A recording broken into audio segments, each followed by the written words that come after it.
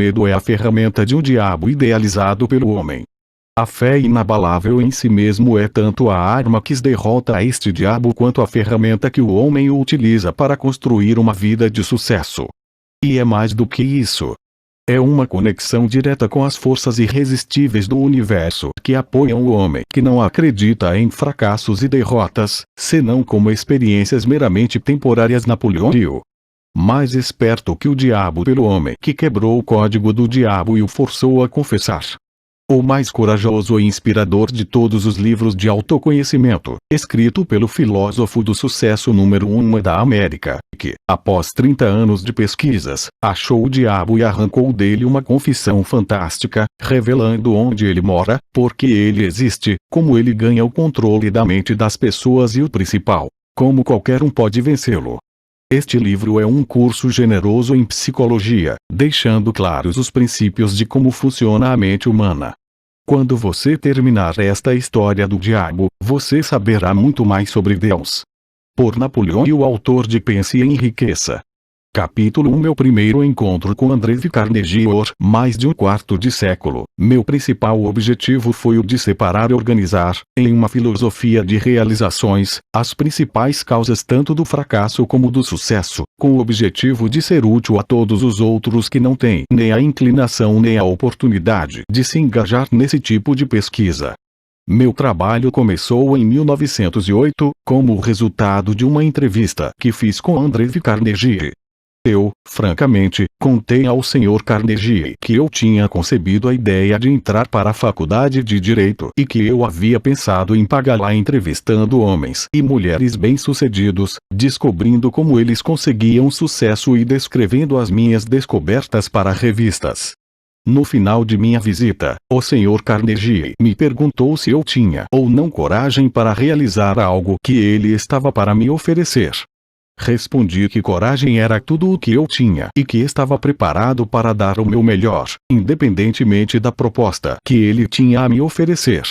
Ele então disse: a sua ideia de escrever histórias sobre homens e mulheres bem-sucedidos é memorável enquanto ideia, e eu não tenho nenhuma intenção de tentar desencorajá-lo de cumprir o seu objetivo. Mas eu preciso lhe dizer que, se você realmente quer fazer um serviço que seja útil, não somente para as pessoas de hoje, mas também que dure para toda a posteridade, ocupe o seu tempo organizando, baseado nessas histórias, as causas do fracasso e do sucesso dessas pessoas. Há milhões de pessoas no mundo que não têm a menor concepção das causas do sucesso e do fracasso. As escolas e faculdades ensinam praticamente tudo, exceto os princípios de realização pessoal. Eles exigem que jovens, homens e mulheres, passem de 4 a 8 anos adquirindo conhecimentos abstratos, mas não os ensinam o que fazer com esse conhecimento depois de tê-lo. O mundo está precisando de uma filosofia de realização prática e inteligível, organizada a partir de conhecimento resultante da experiência de homens e mulheres da grande universidade da vida. Em todo o campo da filosofia, eu não encontro nada que se assemelhe ao tipo de filosofia que tenho em mente. Nós temos muito poucos filósofos que são capazes de ensinar a homens e mulheres a arte de viver. Parece, para mim, que há uma oportunidade que deveria desafiar um jovem ambicioso do seu tipo, mas ambição pura não basta para essa tarefa que eu sugeri. Aquele que ousar seguir minha sugestão deverá ter coragem e tenacidade. O trabalho demandará pelo menos 20 anos de esforço contínuo, durante o qual aquele que topar terá que ganhar a vida com outra fonte de renda, porque esse tipo de pesquisa nunca é lucrativo no seu início, e geralmente os poucos que se aventurarão a contribuir para a civilização através de trabalhos dessa natureza tiveram que esperar 100 anos ou mais após seus próprios funerais para receber reconhecimento pelo seu feito. Se você prosseguir com esse trabalho, deve entrevistar não somente os poucos que foram extraordinariamente bem-sucedidos, mas também os muitos que fracassaram.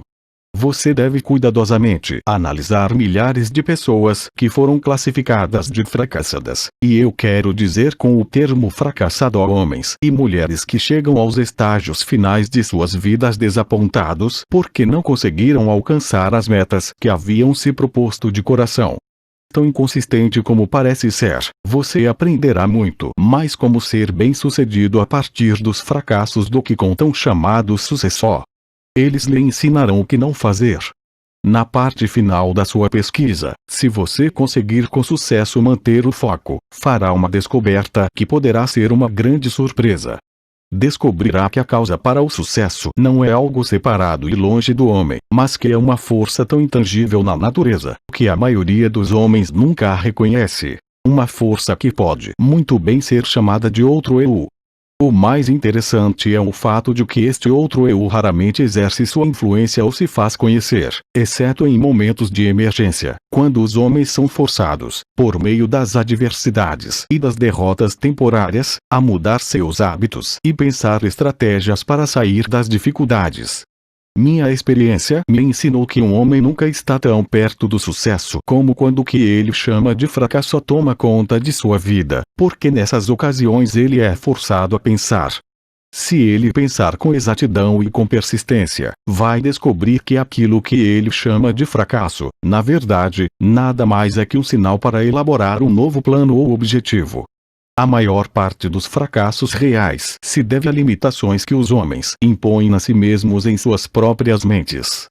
Se eles tivessem a coragem de ir mais um passo à frente, eles descobririam os seus próprios erros, começando uma vida nova. O discurso do Sr. Carnegie reformulou a minha vida por completo e plantou em minha mente um desejo ardente, que me orientou sem cessar.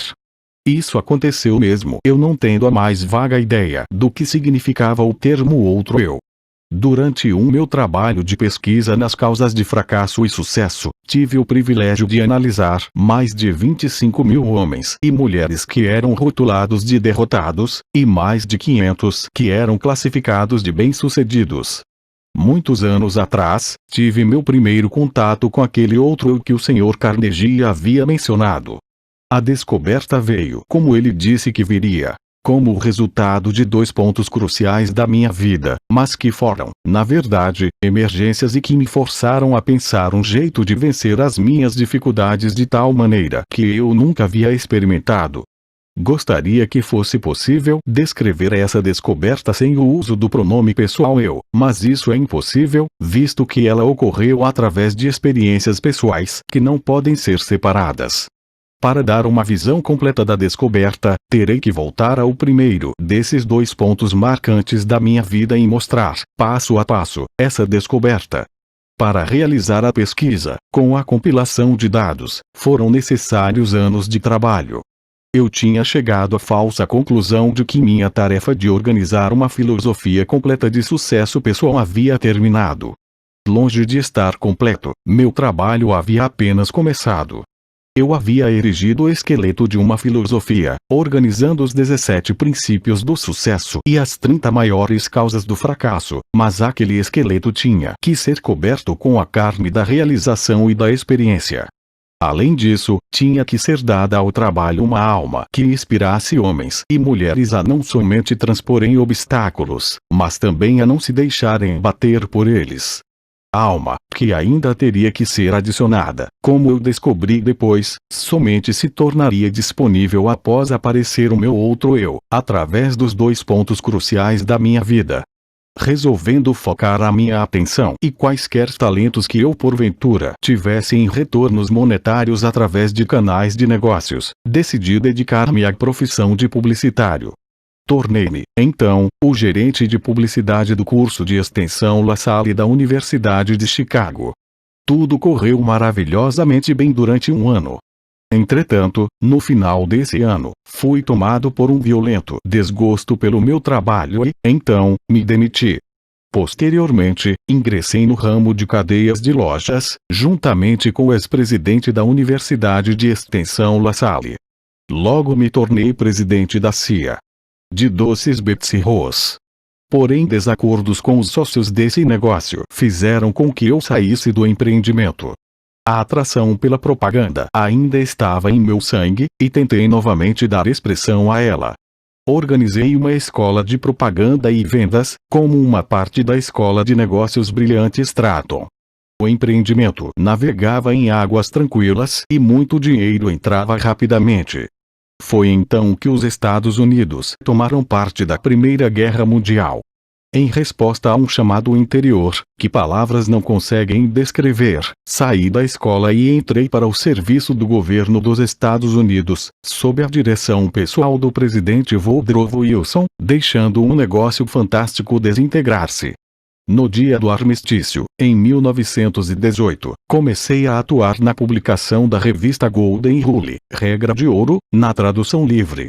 Apesar do fato de eu não ter nenhum centavo de capital, a revista cresceu rapidamente e em pouco tempo ganhou circulação nacional, chegando a quase 500 mil de exemplares, finalizando seu primeiro ano de negócios com um lucro de $3,156 mil.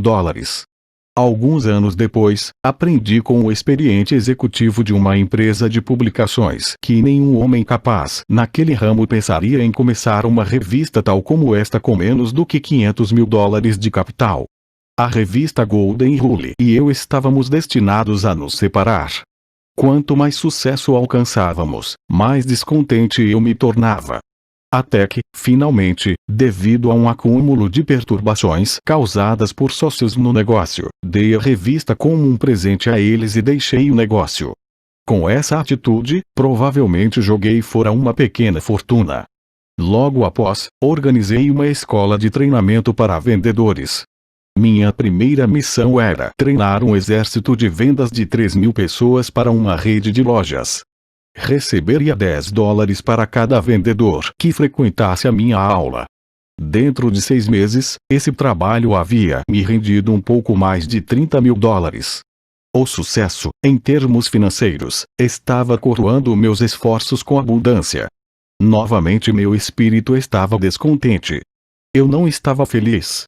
Tornava-se, a cada dia, mais óbvio que nenhuma quantidade de dinheiro, em algum momento, me faria feliz. Sem a menor desculpa razoável por minhas ações, saí do negócio e desisti de um empreendimento no qual teria facilmente recebido um salário satisfatório. Meus amigos e sócios no negócio pensaram que eu estava louco, e eles não estavam tão errados nos seus pensamentos. No fundo, eu estava inclinado a concordar com eles, mas parecia que não havia nada que eu pudesse fazer para mudar de ideia. Procurava pela felicidade e ainda não a tinha encontrado. Pelo menos, essa é a única explicação que eu poderia oferecer para justificar as minhas atitudes um tanto quanto inusitadas. Qual o homem que realmente conhece a si mesmo? Isso aconteceu no final do outono de 1923.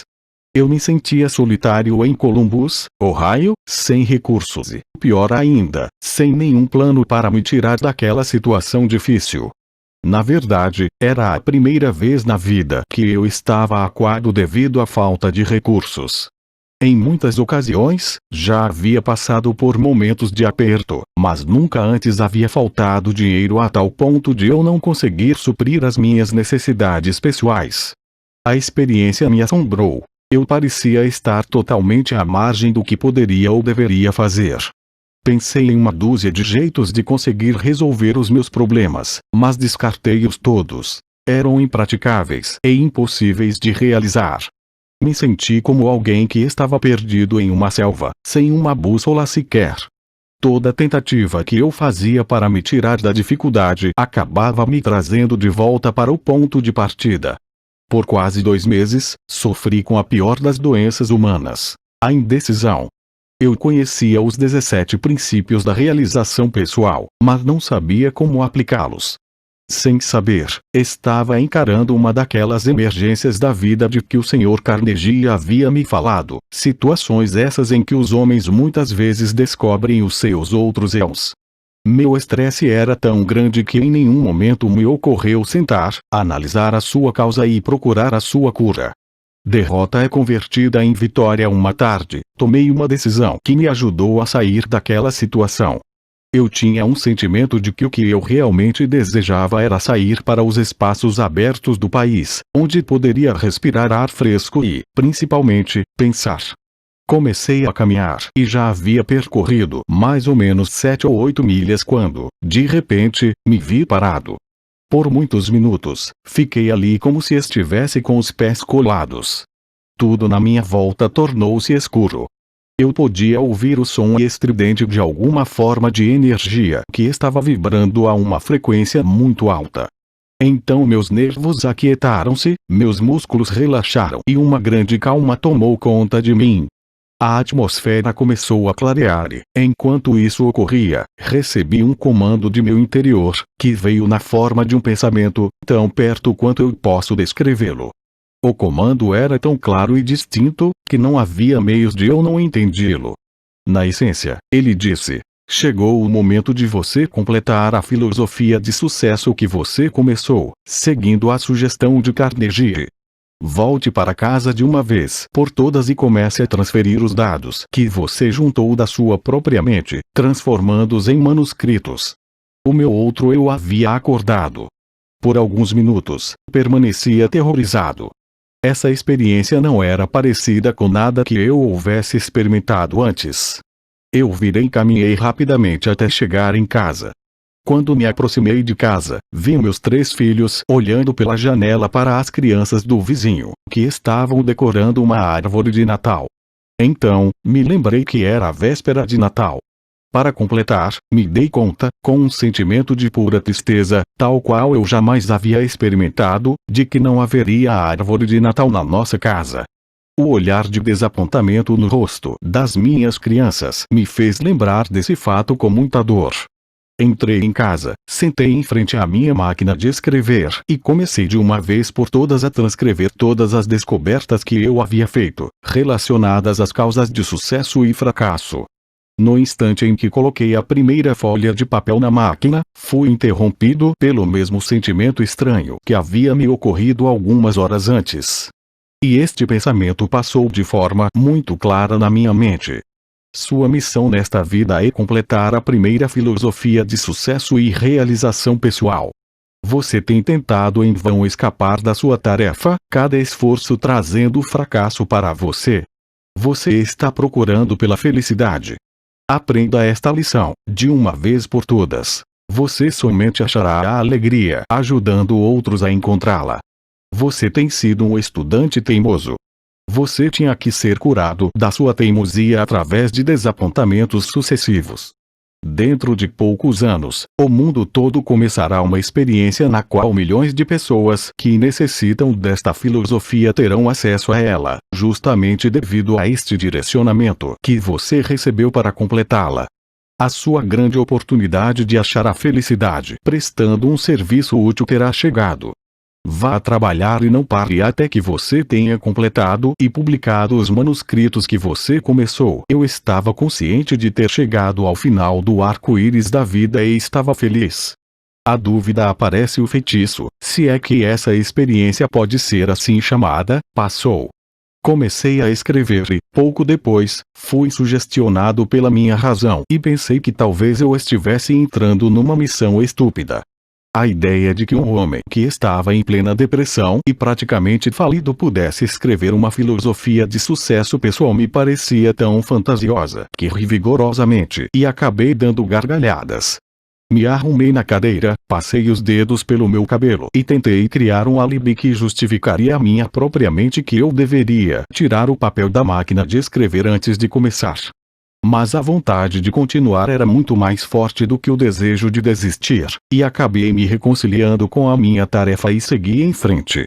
Olhando aos eventos passados, agora sob a ótica de tudo o que aconteceu, posso ver que essas pequenas experiências de adversidade, pelas quais passei, foram entre as mais enriquecedoras e lucrativas de todas as minhas vivências.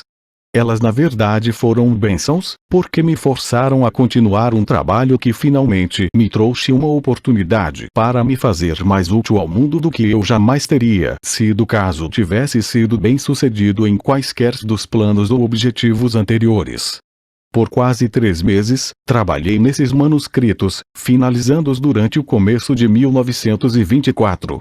Assim que os completei, me senti novamente compelido a voltar ao grande jogo dos negócios americanos.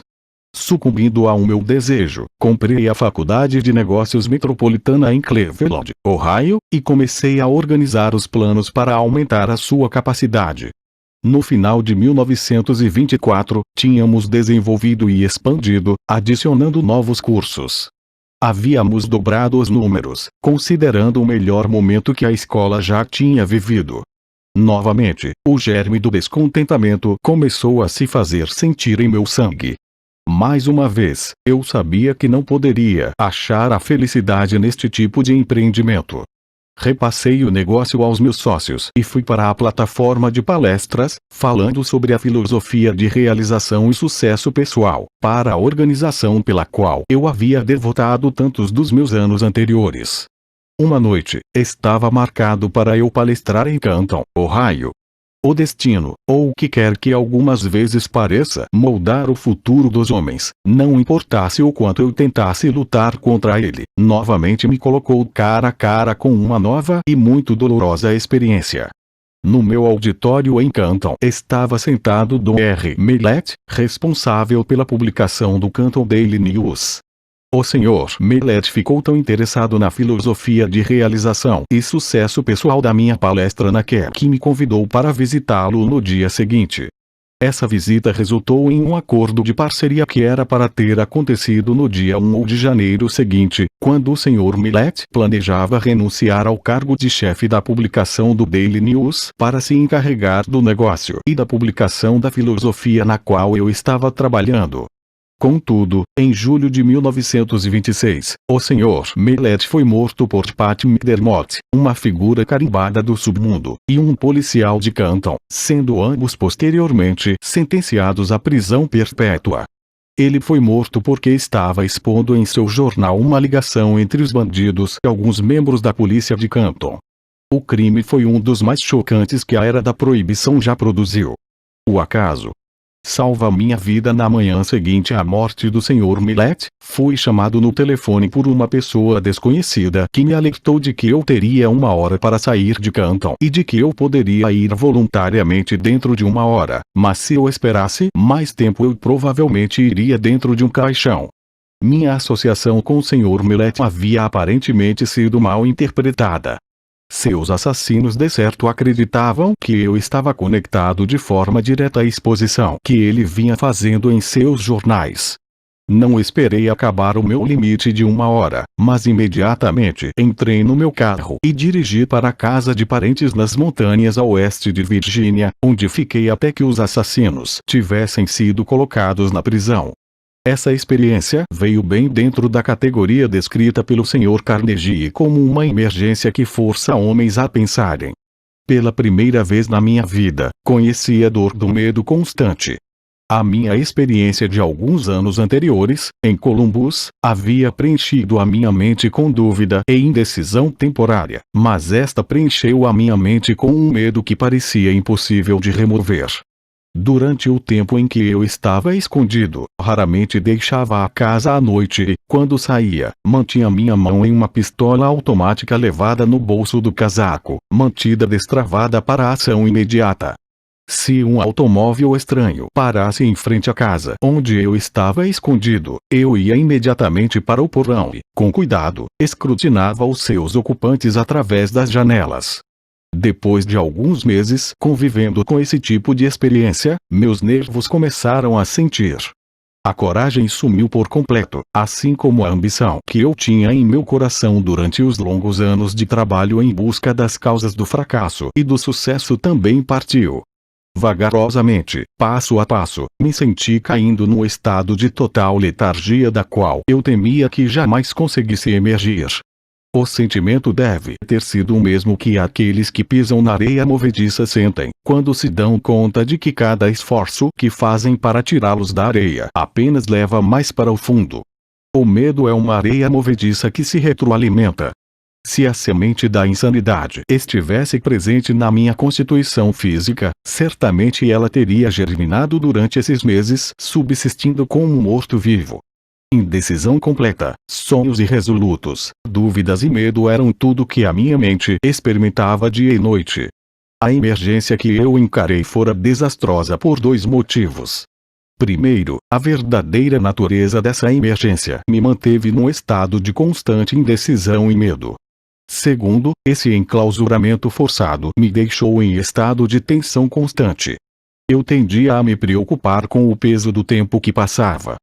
A minha faculdade da razão tinha sido quase paralisada. Me dei conta de que precisava trabalhar a minha mente para sair desse estado mental. Mas como? Os recursos que tinham me ajudado a resolver todas as emergências anteriores da minha vida parece que criaram asas e me deixaram completamente à mercê da situação. Além de todas as dificuldades que eu estava enfrentando até esse momento, outra situação que parecia mais dolorosa que todas as outras combinadas surgiu. Era a tomada de consciência de que eu havia gasto a maior parte dos meus últimos anos em busca do arco-íris, procurando aqui e lá pelas causas do sucesso, e me achando agora neste exato momento mais fraco e incapacitado do que qualquer uma das 25.000 pessoas as quais eu havia julgado como sendo fracassos. Esse pensamento era quase que enlouquecedor. Além disso, era também extremamente humilhante, porque eu estava palestrando por todo o país em escolas e faculdades e para organizações de comércio, tentando contar às outras pessoas como aplicar os 17 princípios do sucesso, enquanto aqui estava eu, incapaz de aplicá-los para mim mesmo. Estava certo de que nunca mais poderia encarar o mundo com um sentimento de confiança. Toda vez em que me olhava no espelho, notava uma expressão de desgosto próprio na minha face, e frequentemente disse coisas ao homem no espelho que não devem ser escritas. Eu havia começado a tomar um lugar na categoria dos charlatões que oferecem a outros um remédio para a cura que eles não conseguem aplicar com sucesso a si mesmos. Os criminosos que assassinaram o Sr. Millet foram julgados e mandados para a prisão perpétua. Por isso, seria perfeitamente seguro, considerando onde eles estavam, sair do meu esconderijo e novamente tocar o meu trabalho. Contudo, não conseguia sair porque agora encarava circunstâncias mais aterrorizantes do que aquela que havia sido criada pelos assassinos. A experiência destruíra qualquer tipo de iniciativa que eu havia possuído. Eu sentia uma influência de tal modo depressiva que tudo parecia um pesadelo. Estava vivo e poderia me mover, mas não conseguia pensar em um único movimento por meio do qual eu pudesse continuar a procurar pela meta que eu tinha estipulado para mim mesmo, baseado na sugestão do Sr. Carnegie. Estava rapidamente me tornando indiferente não apenas a mim mesmo, mas, pior ainda, começava a me tornar mal-humorado e irritado com aqueles que haviam me oferecido abrigo durante a minha emergência. Encarei a maior emergência da minha vida. A menos que tenha passado por uma experiência similar, você não consegue imaginar como me senti. Tais experiências não conseguem ser descritas. Para serem entendidas, devem ser sentidas. O momento mais dramático da minha vida, a virada, veio de repente, no outono de 1927, mais de um ano após o incidente de Canton. Deixei a casa e caminhei para o prédio da escola pública que se situava no topo de uma montanha acima da cidade. Eu havia chegado a uma decisão de lutar contra tudo aquilo antes que a noite acabasse. Comecei a caminhar em volta do edifício, tentando forçar meu cérebro confuso a pensar com clareza. Devo ter dado centenas de voltas ao redor do prédio antes que qualquer coisa que se assemelhasse a um pensamento organizado pudesse cruzar a minha mente. Enquanto caminhava, repetia constantemente para mim mesmo: existe uma saída e vou achá-la antes de voltar para casa. Devo ter repetido essa frase 1000 vezes. Além disso, estava decidido a fazer exatamente o que eu estava dizendo a mim mesmo. Estava totalmente desgostoso comigo mesmo, mas ensaiei uma esperança de salvação. Então, como um raio que cai de um céu claro, uma ideia explodiu em minha mente com tal força que o impulso fez com que meu sangue subisse e descesse das minhas veias de forma abrupta. Este é o seu período de teste. Você foi reduzido à pobreza e humilhado para que pudesse ser forçado a descobrir o seu outro eu. Pela primeira vez em anos, recordei o que o Sr. Carnegie dissera sobre este outro eu. Nesse momento, lembrei-me que ele havia dito que eu descobriria este outro eu no final do meu trabalho de pesquisa pelas causas de fracasso e sucesso, e ainda recordei que ele disse que a descoberta normalmente viria como o resultado de uma emergência, quando homens são forçados a mudar os seus hábitos e pensar formas de sair da dificuldade. Continuei caminhando ao redor da escola, só que agora eu estava flutuando. Inconscientemente, parecia saber que estava para ser liberado da prisão que havia feito a mim mesmo. A partir desse momento, me dei conta de que esta grande emergência havia me trazido uma oportunidade não somente para descobrir o meu outro eu, mas também para testar a eficácia da filosofia de sucesso que eu vinha ensinando a outros como sendo algo palpável e realizável.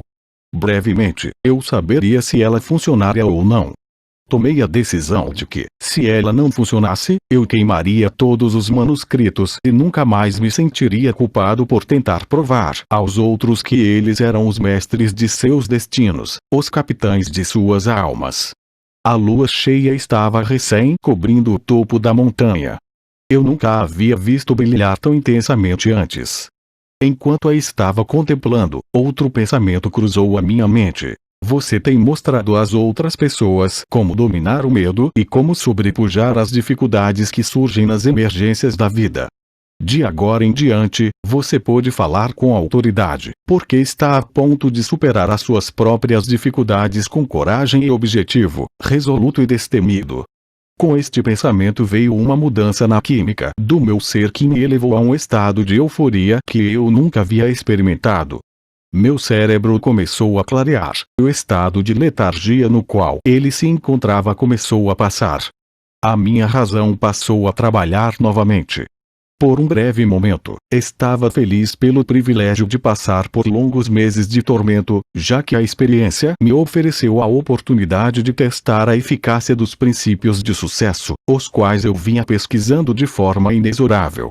Quando este pensamento surgiu, parei, uni os meus pés, saudei, eu não sabia o que ou quem, e fiquei rigidamente em estado de meditação por muitos minutos.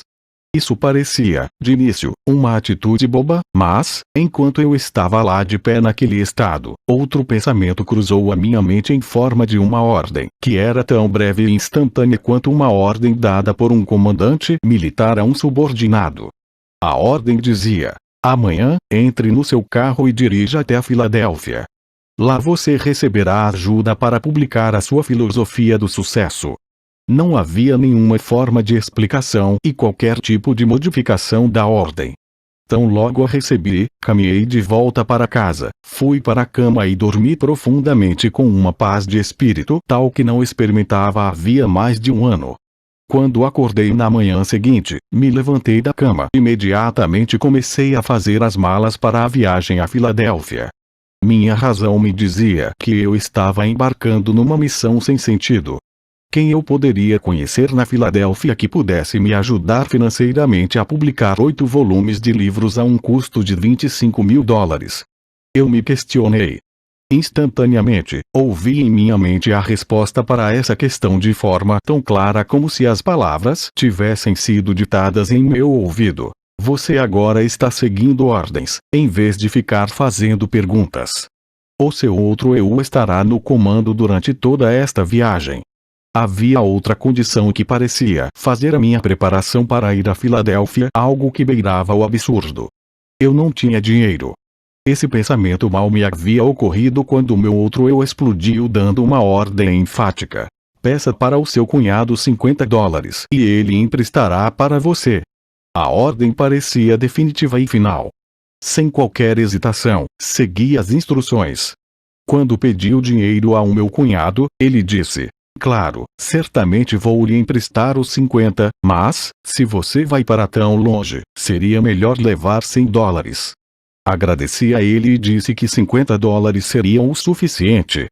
Sabia que não bastava, mas esta era a quantia que meu outro eu havia me ordenado a pedir, e foi exatamente isso que fiz. Eu estava bastante aliviado quando me dei conta de que meu cunhado não ia me perguntar por que eu estava indo para a Filadélfia.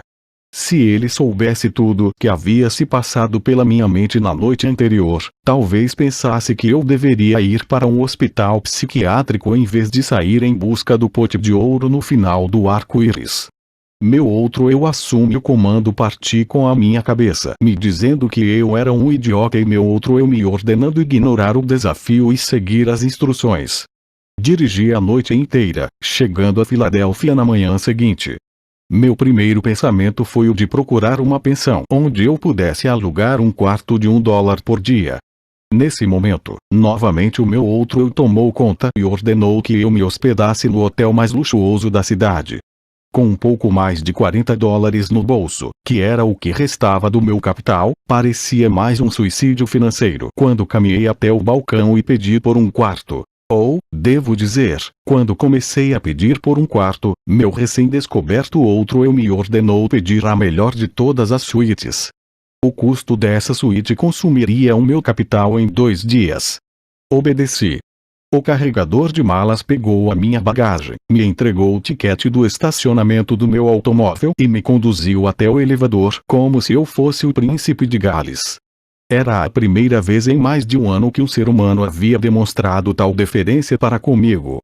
Meus próprios parentes, esses com quem eu estava morando, longe de me mostrar qualquer tipo de consideração, ainda achavam que eu era um peso para eles, e tenho certeza de que eu era, porque nenhum homem no estado mental em que eu me encontrava no último ano poderia ser qualquer coisa além de um peso a todos aqueles com os quais porventura entrasse em contato. Tornava-se evidente que meu outro eu estava determinado a me tirar do complexo de inferioridade que eu havia desenvolvido. Dei ao carregador de malas $1.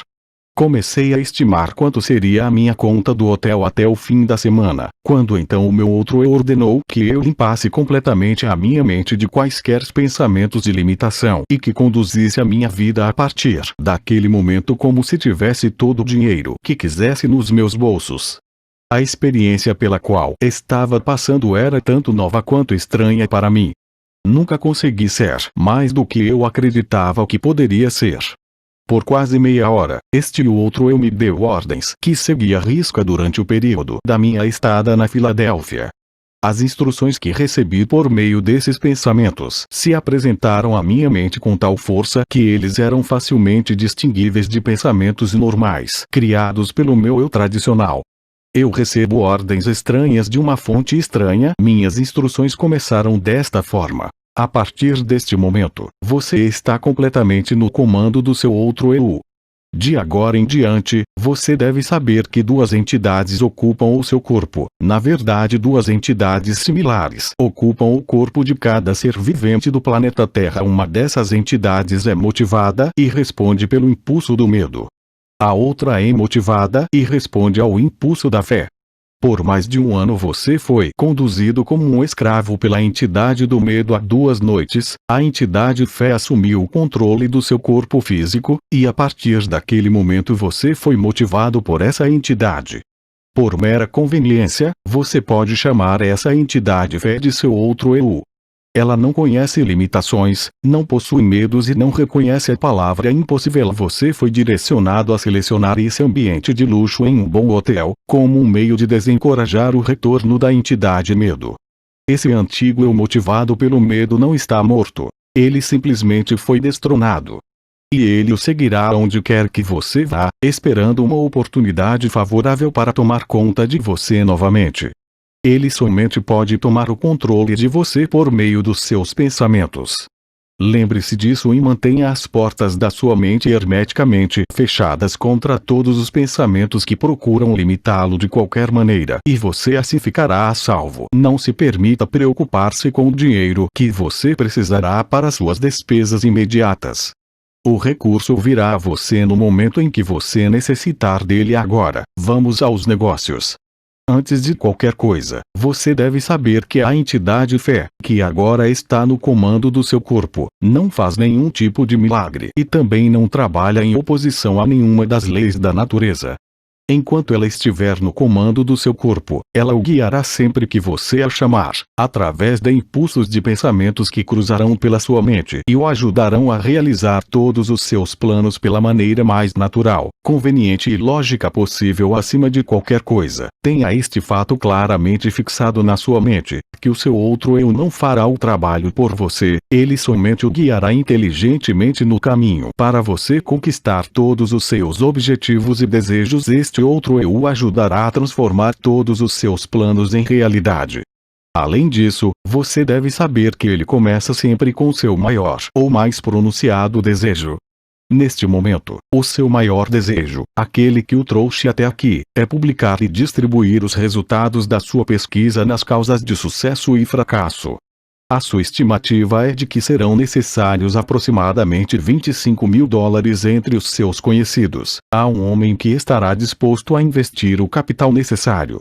Comece de uma vez a imaginar e focar no nome de todas as pessoas do seu círculo de conhecidos que poderiam de alguma maneira ser induzidos a fornecer a ajuda financeira de que você está precisando. Quando o nome da pessoa certa vier à sua mente, você o reconhecerá imediatamente. Entre em contato com essa pessoa, e a ajuda que você procura será dada. Nos seus argumentos, contudo, apresente o seu pedido em uma terminologia tal que você usaria numa transação usual de negócios. Jamais, sob nenhuma hipótese, faça qualquer referência à descoberta desse seu outro eu. Se você violar essas instruções, será acometido por uma derrota temporária. O seu outro eu continuará no comando e permanecerá a guiá-lo enquanto você quiser fazer uso dele. Mantenha a dúvida, o medo e as preocupações e todos os pensamentos de limitação totalmente fora da sua mente. Isso é tudo para o momento. A partir de agora você começará a se mexer por seu livre arbítrio, precisamente da mesma maneira que você começou antes de descobrir o seu outro eu. Fisicamente, você é o mesmo que sempre foi. Por isso ninguém reconhecerá nenhuma mudança em você. Olhei em volta do quarto, pisquei os olhos e, para ter certeza de que não estava sonhando, levantei e caminhei até um espelho e olhei para mim de perto. A expressão do meu rosto havia mudado de dúvida para coragem e fé.